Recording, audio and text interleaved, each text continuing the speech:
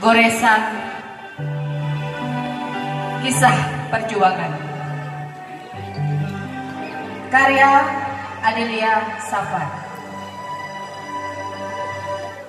Cucuran demi cucuran menetes dalam renungan, membasahi album perjuangan. Kutuliskan sebuah kisah bagaimana kelam perjuangan.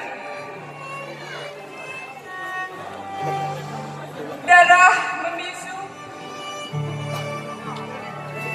dasa yang kelabu berkecamuk dalam satu perjuangan hari itu.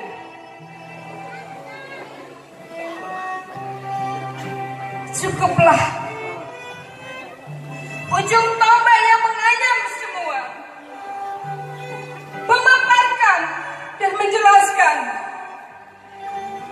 perjuangan para pahlawan bangsa. Hari ini perjuangan belum usai.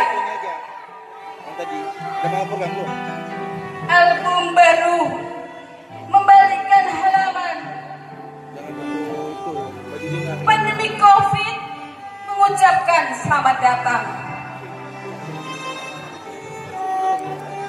Perjuangan kian terus membara. Kekuatan, keinginan berkecamuk dalam satu arti, kesabaran. Lekas sembuh negeriku. Kami kian rindu kisah tawamu hari itu. Dirgahayu Indonesiaku. Kami bangga menjadi anak Indonesia. Terima kasih.